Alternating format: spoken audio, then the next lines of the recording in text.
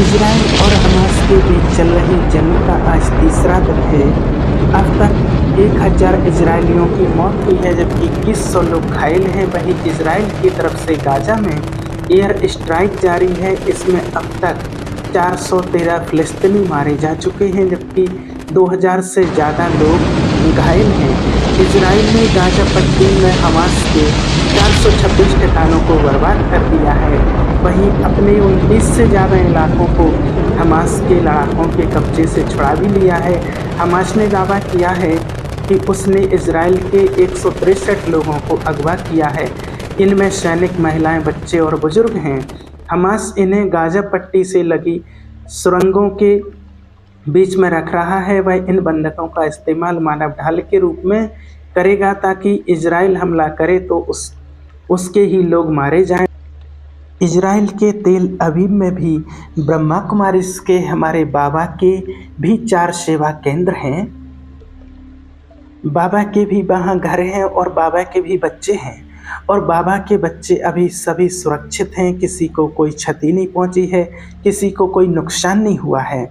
देखिए बाबा की कमाल कि बाबा कैसी भी परिस्थिति हो, उन परिस्थितियों में भी जो बाबा के सच्चे दिल से बच्चे हैं और बाबा को अपना बनाया है, तो बाबा कैसी भी परिस्थितियों में भी बच्चों की कैसे मदद करता है। तो जो समय चल रहा है और हम उसको देख रहे हैं, कितनी आत्माओं में भय का माहौल है, कितनी आत्माओं ने शरीर छोड़ चुके हैं, चले गए हैं, कितने घायल हैं, दर्द में हैं। तो इस दुख की घड़ी में हम उन सभी आत्माओं को हम शांति का दान देंगे, शकाश देंगे, मेडिटेशन के माध्यम से उन आत्माओं की सेवा करेंगे। ये दुख की घड़ी जल्दी से जल्दी टल जाए।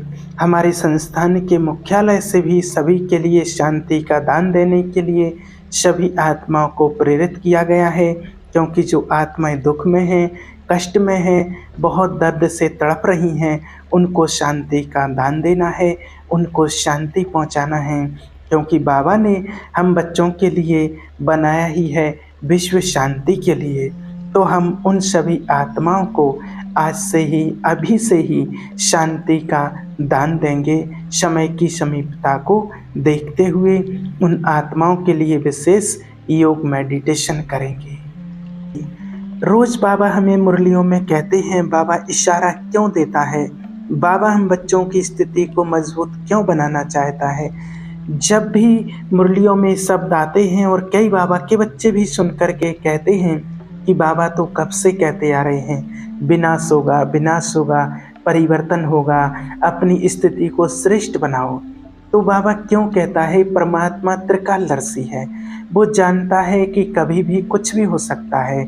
इसलिए बाबा ने हम बच्चों को हमेशा कहा है, बच्चे एवर रेडी, बच्चे हमेशा तैयार रहो, हमेशा घर जाने के लिए तैयार रहो, हमेशा अंतिम घड़ी समझो और हमेशा एवर रेडी रहो।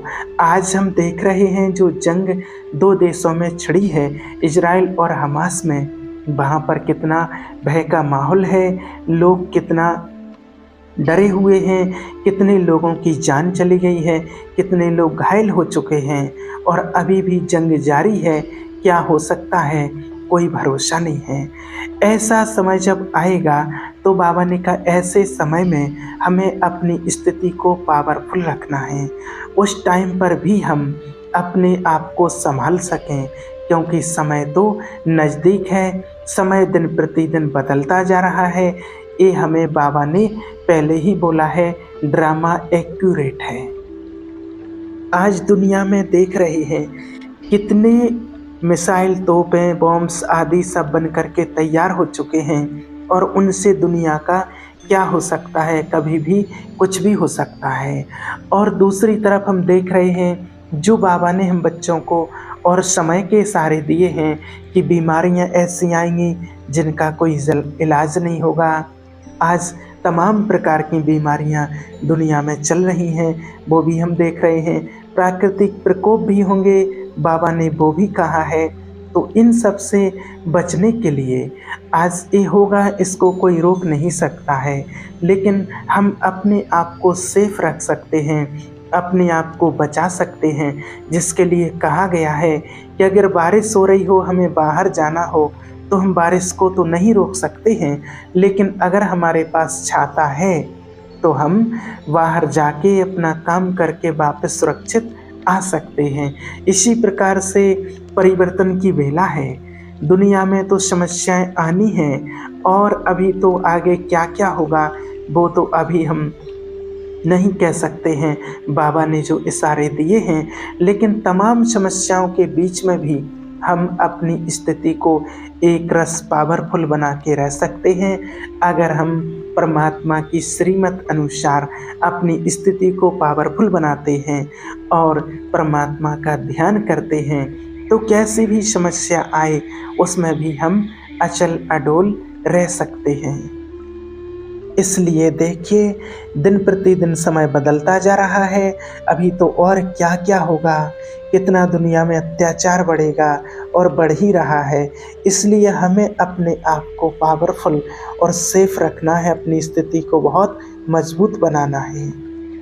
इसलिए ही बाबा ने कहा है कि समय तो बहुत कम है, लेकिन मंजिल अभी बच्चों को थोड़ी दूर दिखाई दे रही है।